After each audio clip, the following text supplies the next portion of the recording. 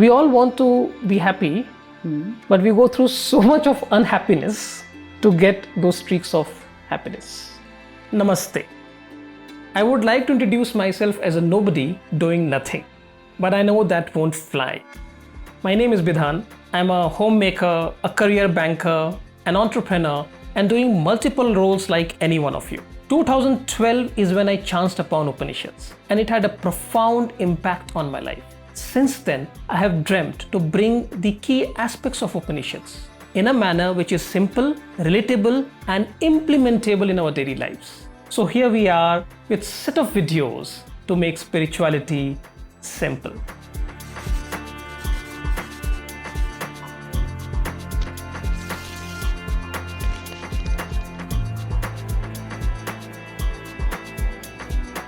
Hi Bidhan, it's good to be back.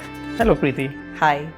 So just taking up from the last conversation we had. So last time we spoke about the short-term benefits to pursuing this path towards spirituality, right? And I also remember that we chanced upon the word moksha. Right. And I had asked you what moksha was, and you said you will pick it up in the next session. So here I am. I have not forgotten. All right. So moksha generally is referred to as freedom from cycles of birth, but it also means freedom from suffering. So we have generally seen in our previous episodes that the pain, either physically or at a mental level, that we call it as a sadness, is something which is very natural, which happens because of certain situations.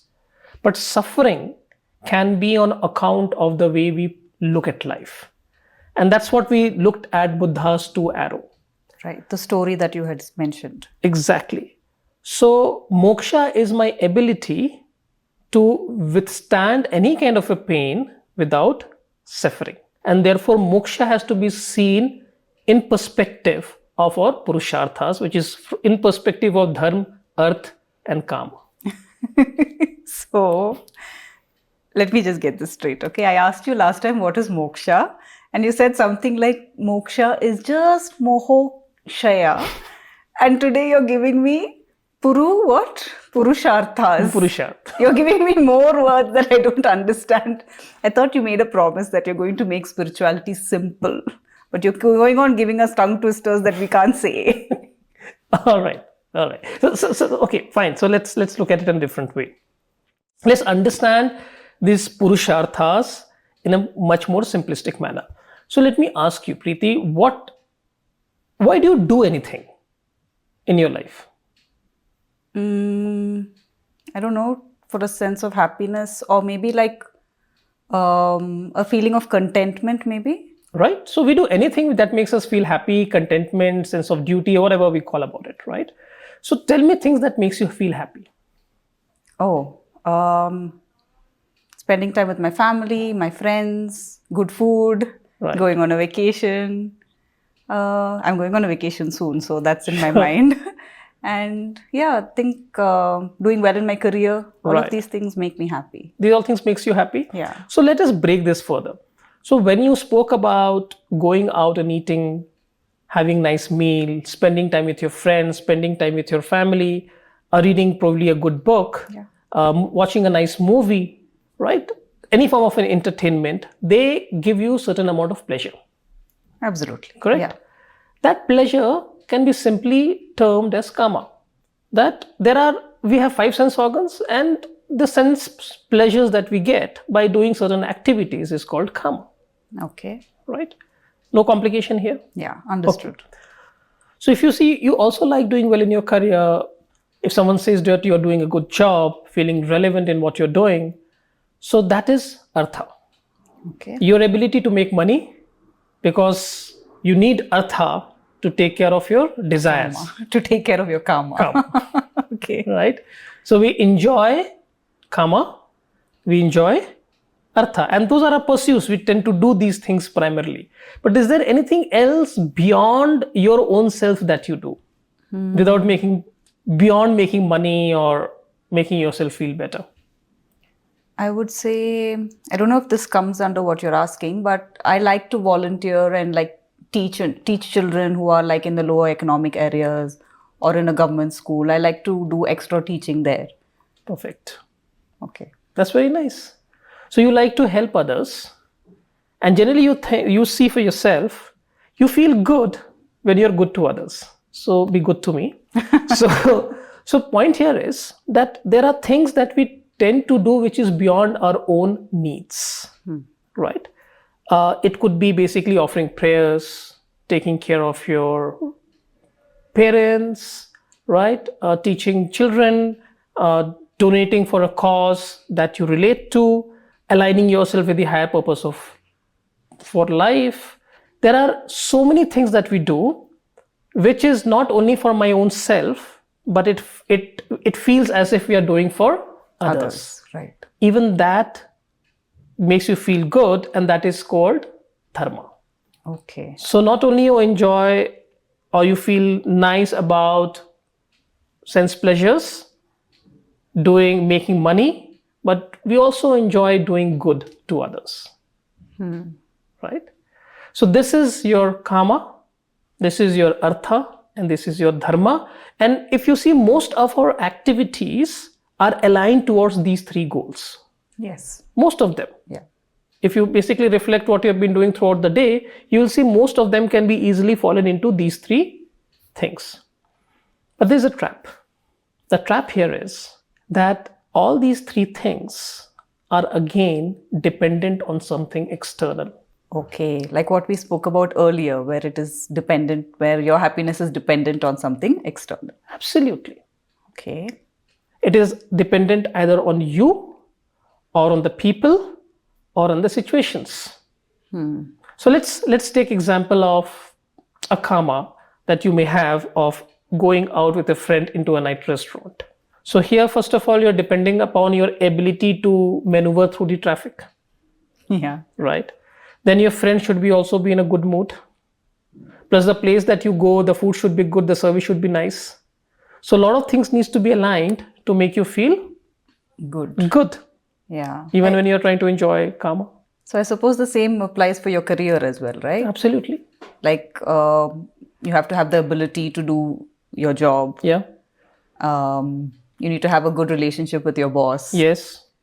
And about office politics, you have to be able to handle all the office politics. Absolutely. So I think there are a lot of conditions that have to be fulfilled. Absolutely. And also the external environment should support your business. Yeah.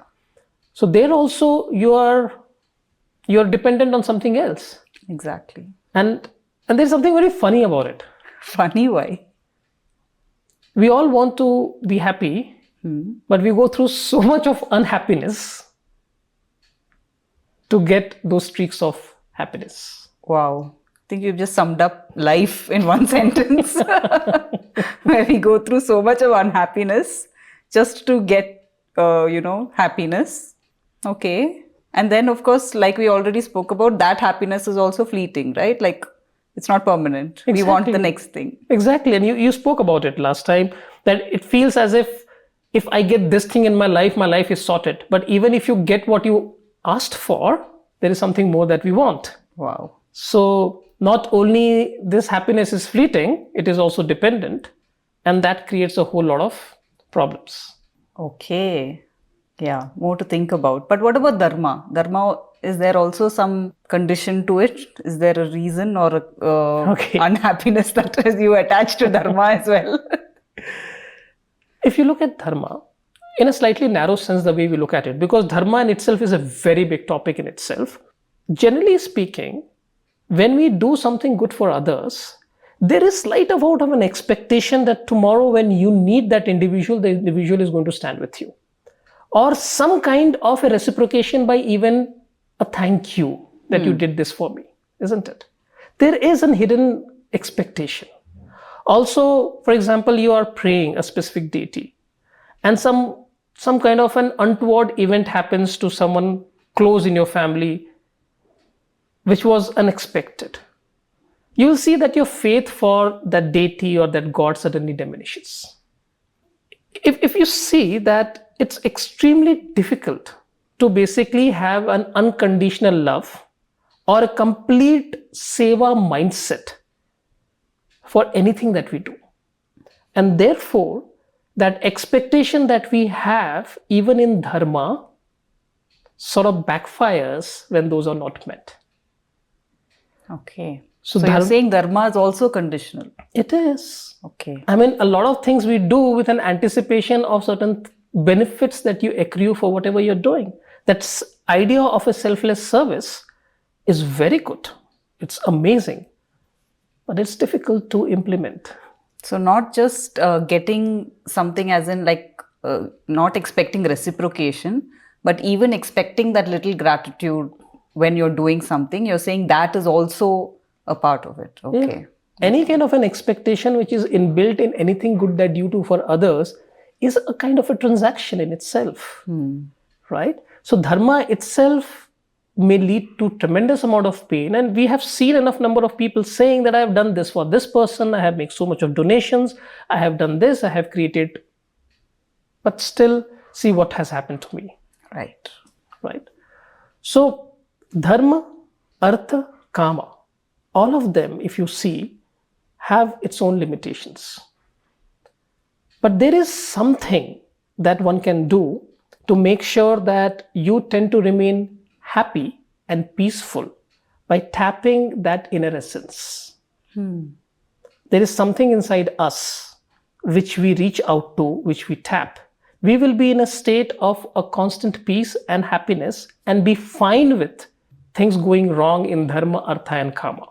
And my ability to be fine with anything which is happening around with me is called moksha. Wow. Sounds amazing. Sounds amazing that it doesn't have to be dependent on anything. And but is it even possible? Like, it sounds all nice, but is it possible? It is. It is possible, and therefore it has been called out so clearly. Otherwise, it would have not been a part of purusharthas. What is purusharthas? Purusharthas are our pursuits. We are pursuing pleasures. We are pursuing wealth. We are pursuing goodness. And some of us also pursue moksha, my ability to remain centered and in a position of a state of contentment, peace and happiness, irrespective of whatever is happening outside. Wow, sounds amazing, Bidan. So I think this leads to a further question again. How do we move there? How do we get there? Okay. So there are volumes of texts written and there are certain paths which has been called out. It could be seen as Karma Yoga, Bhakti Yoga, Dhyan Yoga, Raj Yoga, Jnana Yoga. There are so many paths which has been established. One, to prepare yourself for the pursuit of moksha and also being there. And hopefully we will be able to discuss about these paths in our further episodes. But right now, what you asked me was what is moksha, and I have clarified what is moksha, how to go there. We'll go ahead. We'll pursue this. We will dig deeper into the path for sure. Yes. Yes. So for now, to quote you, I have understood that it is possible if we go on the spiritual path to be in a constant state of peace and happiness, which is not dependent on any external source. Yes, and to put it simply, that is moksha. Yes. So we have understood, I've understood that. Like, right. If that's one thing I take away from this episode, right?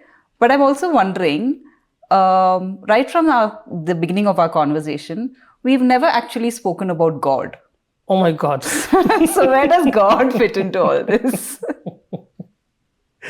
Where does God fit in all this? Yeah. I can answer you if you answer my question first. Okay, now you are flipping the coin and asking me questions. Okay, ask. Did God create us or we created God? Oh no. Vedan? Did God create us or did we create God? Yeah. Wow, okay. Think about it. Huh. And we are going to discuss about God in our next episode. For sure. For sure. Okay, something to think about. Now this is going to be cracking my head for some time. Right. For today, thank you so much, Bidan. Thank you. Thank you so much. If you like this video, please like, subscribe, and share for all those who can benefit from it. And of course, leave your valuable comments below so that we can bring you more relevant and good content. Thank you so much.